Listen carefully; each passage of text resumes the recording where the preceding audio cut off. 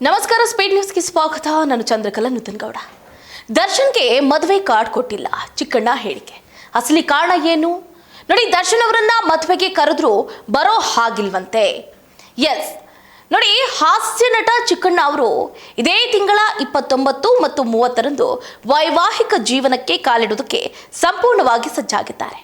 ತಮ್ಮ ಹಾಸ್ಯ ನಟನೆಯ ಮೂಲಕ ಕನ್ನಡಿಗರ ಮನಗೆದ್ದಿರುವ ಚಿಕ್ಕಣ್ಣ ಅವರ ಮದುವೆ ಸುದ್ದಿ ಕೇಳಿ ಅವರ ಅಭಿಮಾನಿಗಳು ಸಂತಸಗೊಂಡಿದ್ದಾರೆ. ಆದರೆ ಸ್ಯಾಂಡಲ್ವುಡ್ನಲ್ಲಿ ಚಿಕ್ಕಣ್ಣ ಮತ್ತು ನಟ ದರ್ಶನ್ ಅವರ ನಡುವಿನ ಆಪ್ತತೆ ಎಲ್ರಿಗೂ ಕೂಡ ತಿಳಿದಿರುವಂಥದ್ದೇ.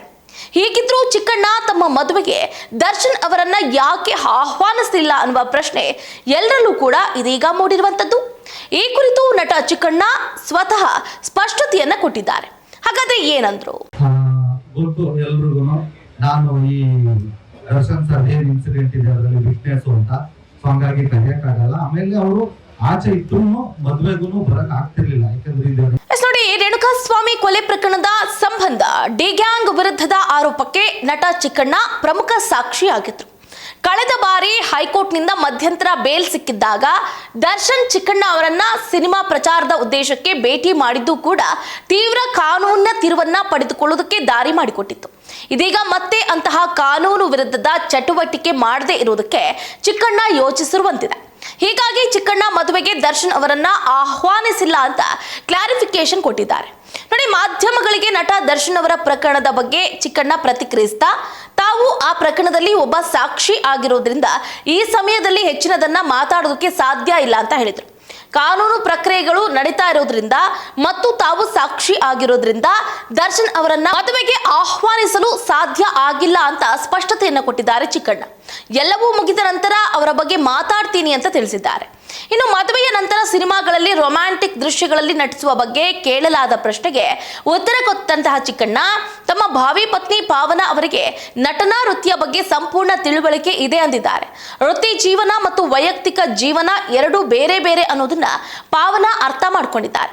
ಹಾಗಾಗಿ ಅವರಿಗೆ ನಟನೆ ಬಗ್ಗೆ ಯಾವುದೇ ಅಭ್ಯಂತರ ಇಲ್ಲ ಅಂತ ಹೇಳಿದ್ರು.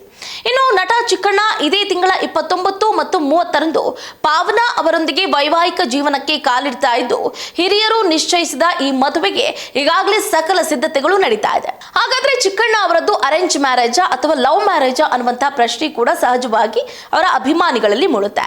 ಇದು ಕಂಪ್ಲೀಟ್ಲಿ ಲವ್ ಕಮ್ ಅರೇಂಜ್ ಅಂತ ಹೇಳಿದ್ದಾರೆ. ಆದ್ರೂ ಭಾವಿ ಪತ್ನಿ ಪಾವನ ಅವರ ಸರಳತೆ ಮತ್ತು ಬೆಂಬಲಿಸುವ ಗುಣ ತಮಗೆ ತುಂಬಾ ಇಷ್ಟ ಆಗಿದೆ ಎಂದಿರುವ ಚಿಕ್ಕಣ್ಣ ತಮ್ಮ ಭಾವಿ ಪತ್ನಿ ಹಿನ್ನೆಲೆ ಬಗ್ಗೆ ಮಾತಾಡ್ತಾ, ಆಕೆ ಪರಿಸರ ಸ್ನೇಹಿ ಆಗಿದ್ದು ಬಯೋಡಿಗ್ರೇಡೇಬಲ್ ಅಂದ್ರೆ ವಸ್ತುಗಳ ಉದ್ಯಮವನ್ನ ನಡೆಸ್ತಿರ್ತಾರೆ. ಪ್ಲಾಸ್ಟಿಕ್ಗೆ ಪರ್ಯಾಯವಾಗಿ ಮಣ್ಣಿನಲ್ಲಿ ಕರಗುವ ಉತ್ಪನ್ನಗಳನ್ನ ತಯಾರಿಸ್ತಾ ಇರ್ತಾರೆ. ಇಂತಹ ಸಂಗಾತಿ ಸಿಕ್ಕಿದ್ದು ನನ್ನ ಅದೃಷ್ಟ ಅಂತ ಚಿಕ್ಕಣ್ಣ ಸಂತಸವನ್ನ ವ್ಯಕ್ತಪಡಿಸಿದ್ದಾರೆ. ಒಟ್ಟಾರೆಯಾಗಿ ಇದೇ ಆಗಸ್ಟ್ 29 ಮತ್ತು 30ರಂದು ಹಾಸ್ಯನಟ ಚಿಕ್ಕಣ್ಣ ಮದುವೆ ಆಗಲಿದ್ದು, ಈ ಹಿನ್ನೆಲೆ ಚಿಕ್ಕಣ್ಣ ಹಲವು ಕಲಾವಿದರನ್ನ ಮದುವೆಗೆ ಆಹ್ವಾನಿಸಿದ್ದಾರೆ. ಸಹಜವಾಗಿ ದರ್ಶನ್ ಆಪ್ತರಾಗಿರೋ ಚಿಕ್ಕಣ್ಣ ಔಪಚಾರಿಕ ರೂಪದಲ್ಲಾದ್ರೂ ದರ್ಶನ್ ಅವರನ್ನ ಆಹ್ವಾನಿಸಿರಬಹುದೇ ಅನ್ನುವ ಪ್ರಶ್ನೆ ಎದುರಾಗಿತ್ತು. ಯಾಕಂದ್ರೆ ಈಗಲೂ ದರ್ಶನ್ ಪರಪ್ಪನ ಅಗ್ರಹಾರ ಜೈಲಲ್ಲಿ ಇರೋದ್ರಿಂದ ಚಿಕ್ಕಣ್ಣನ ಮದುವೆಗೆ ದರ್ಶನ್ ಹೋಗುವುದು ಸಾಧ್ಯ ಇಲ್ಲದ ಮಾತು.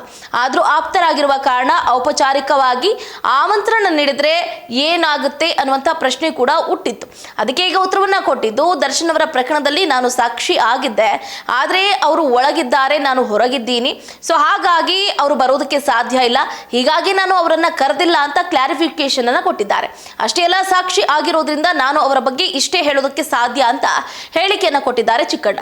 ಏನೇ ಆಗಿರಬಹುದು, ಒಂದು ಕಡೆ ನಟ ದರ್ಶನ್ ಅವರು ಪಾಪ ಎಲ್ಲರನ್ನೂ ಕೂಡ ಬೆಳೆಸುವ ಉದ್ದೇಶದಿಂದ ಚಿಕ್ಕ ಗಿಡದಿಂದ ದೊಡ್ಡ ಮರ ಆಗುವವರೆಗೂ ಕೂಡ ಎಲ್ಲರ ಬೆನ್ನಿಗೆ ನಿಂತಿದ್ರು. ಆದರೆ ಇವತ್ತು ನಟ ದರ್ಶನ್ ಅವರಿಗೆ ಒಂದು ರೀತಿಯಾದಂತಹ ಬೇಸರ ಹೆಚ್ಚಾಗಿದೆ. ಯಾಕಂತಂದ್ರೆ ಅವರ ಕಣ್ಣ ಮುಂದೆ ಬೆಳೆದಂಥವರೇ ಇವತ್ತು ಅವರನ್ನ ಎಲ್ಲೋ ಒಂದು ಕಡೆ ಕಡೆಗಣಿಸ್ತಾ ಇದ್ದಾರಾ, ಒಂದೊಂದು ರೂಪದಲ್ಲಿ ಕಡೆಗಣಿಸ್ತಾ ಇದ್ದಾರಾ ಅನ್ನುವಂತಹ ಒಂದು ನೋವು ಕೂಡ ಎಲ್ಲರಲ್ಲೂ ಕಾಡ್ತಾ ಇದೆ ದರ್ಶನ್ ಅವರಿಗೆ. ಹಾಗೆ ಅವರ ಧರ್ಮಪತ್ನಿ ಆಗಿರುವಂತಹ ವಿಜಯಲಕ್ಷ್ಮಿ ಅವರಿಗೆ ಇದು ಒಂದು ಕಡೆ ಅರಗಿಸಿಕೊಳ್ಳಲಾಗದಂತಹ ನೋವು ಅಂದ್ರೂ ಕೂಡ ತಪ್ಪಾಗ್ಲಿಕ್ಕಿಲ್ಲ.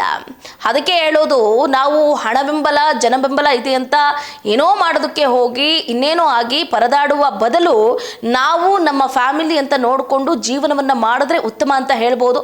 ಬಟ್ ನಟ ದರ್ಶನ್ ಅವರಿಗೆ ಆ ಸಮಯದಲ್ಲಿ ಆ ರೀತಿಯಾದಂತಹ ಒಂದು ಟೈಮ್ ಬ್ಯಾಡ್ ಆಗಿತ್ತು ಅನ್ಸುತ್ತೆ. ಸೊ ಹಾಗಾಗಿ ಈಗ ಪರಪ್ಪನ ಅಗ್ರಹಾರ ಜೈಲು ಅತಿಥಿ ಆಗುವಂತಹ ಸನ್ನಿವೇಶ ಕೂಡ ಎದುರಾಗಿದೆ. ಸೊ ಹಾಗಾಗಿ ಮಾಡಿದ್ದುಣ್ಣೋ ಮಾರಾಯ, ಉಪ್ಪು ತಿನ್ನೋರು ನೀರನ್ನು ಕುಡಿಲೇಬೇಕು. ನೋಡ ಆದಷ್ಟು ಬೇಗ ನಟ ದರ್ಶನ್ ಅವರು ರಿಲೀಸ್ ಆಗಲಿ ಅಂತಲೂ ಕೂಡ ಈಗಾಗಲೇ ಅವರ ಅಭಿಮಾನಿಗಳು ಕೂಡ ಸಾಕಷ್ಟು ಬೇಡ್ಕೊಳ್ತಾ ಇದ್ದಾರೆ. ಕಂಡ ದೇವಸ್ಥಾನಗಳಿಗೆ ಪೂಜೆ ಪುನಸ್ಕಾರಗಳನ್ನು ಮಾಡೋದ್ರ ಮುಖಾಂತರ ದರ್ಶನ್ ಅವರು ರಿಲೀಸ್ ಆಗಲಿ ಅಂತ ಕೇಳ್ಕೊಳ್ತಿದ್ದಾರೆ.